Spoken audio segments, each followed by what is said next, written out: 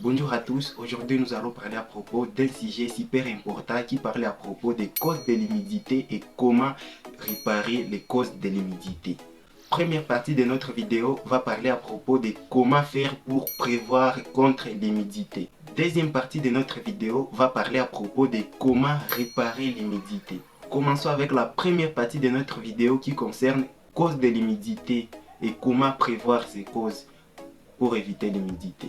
Dans cette première partie de notre vidéo, il y a trois choses pour prévoir contre l'humidité, pour prévoir ces causes de l'humidité. 1. Ne pas avoir l'habitude de faire sécher vos habits dans la maison. Sécher vos habits à l'extérieur.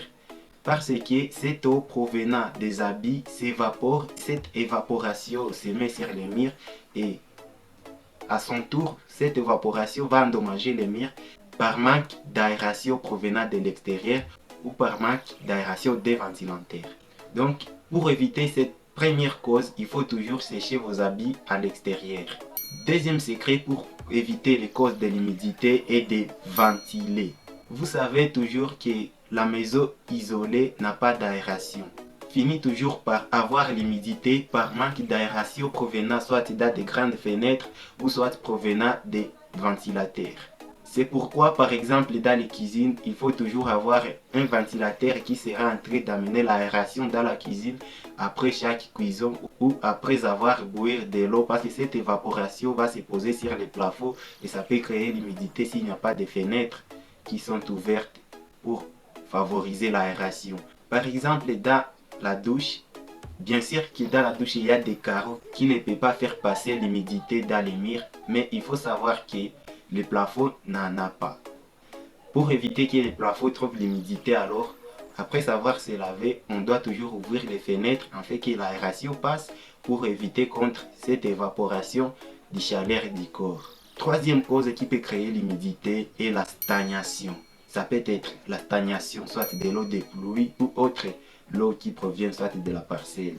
Pour éviter cette troisième cause de création de l'humidité, on doit trouver les trous loin de la maison, là où l'eau sera en train d'éponger, pour éviter que l'eau vienne à côté de la maison afin d'éviter l'humidité. Ce travail de trouver ces trous et pour bien cadrer cette eau, ça concerne les plombiers. En attendant que nous puissions commencer la deuxième partie de notre vidéo, abonnez-vous à la chaîne si vous êtes nouveau à la chaîne, mais aussi likez la vidéo. Merci.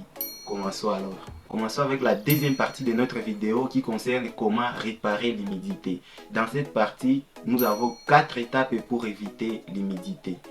Première étape est de gratter les murs avec un couteau mastic. Ici, donc, vous devez gratter toutes les peintures qui ne sont plus collées sur les murs, gratter jusqu'au fond, même jusqu'à enlever les ciments qui n'est plus collés sur les murs. Alors, vous pouvez me demander comment gratter brutalement comme ça jusqu'à arriver dans le crépissage du ciment, crépissage de la maçonnerie. Je peux vous dire qu'il y a une solution à cause de ces trous que vous allez créer aussi pour éviter l'humidité. La solution pour fermer ces trous est dans l'étape suivante. Commençons avec la deuxième étape pour éviter l'humidité. Ici, dans cette étape, nous devons utiliser un produit qu'on appelle fondo. Le fondo, c'est l'étape qui n'a pas de gravier. Voyez cette illustration où j'ai fermé les trous du plafond non crépi avec ces produits fondo pour savoir c'est quoi les produits fondo en vrai.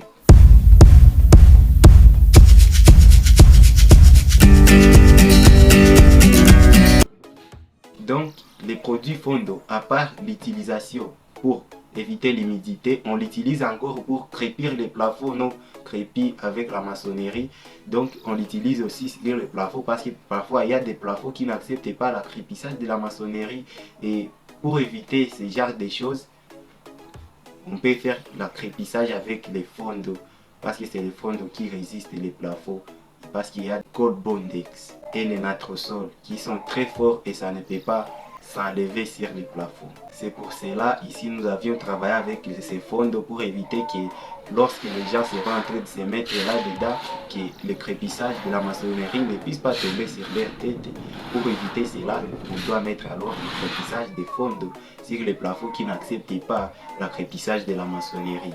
Donc bref, la deuxième étape pour réparer l'humidité, il suffit seulement d'utiliser les fonds pour fermer ces trous que vous avez déjà grattés dans la première étape. Après avoir fermé ces trous, vous devez alors mettre les mastiques On va parler à propos ça dans la troisième étape. Troisième étape alors, ça concerne mettre des couches de mastic sur les produits fond d'eau.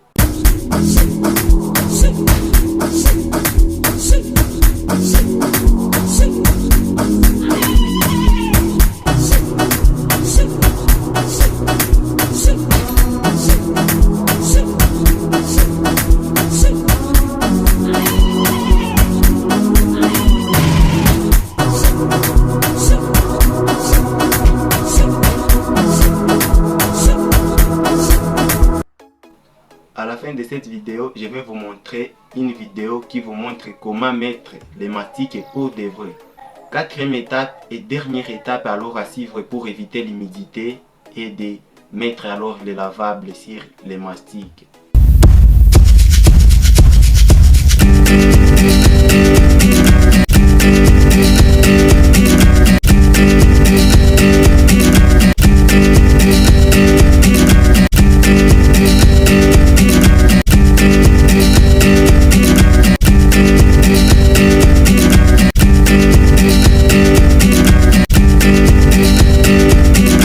Ici, vous devez toujours mettre des couches. Et si vous voulez savoir plus comment mettre le lavable sur le mastic de l'intérieur pour de vrai, je vais vous présenter aussi la deuxième vidéo ici à haut qui va vous faire comprendre les secrets pour bien mettre le lavable pour de vrai.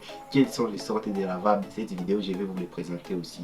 Voici alors les résultats du chambre et du couloir que j'avais réparé contre l'humidité. C'était vraiment comme un enfer, mais voici les résultats qui venaient alors très bons.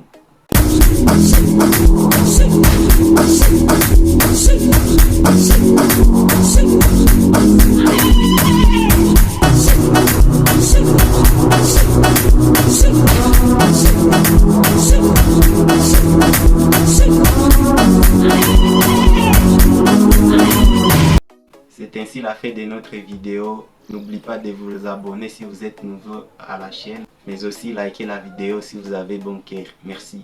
C'était Rofni le peintre. Toujours éviter l'obstacle de l'avenir. Nous allons réussir.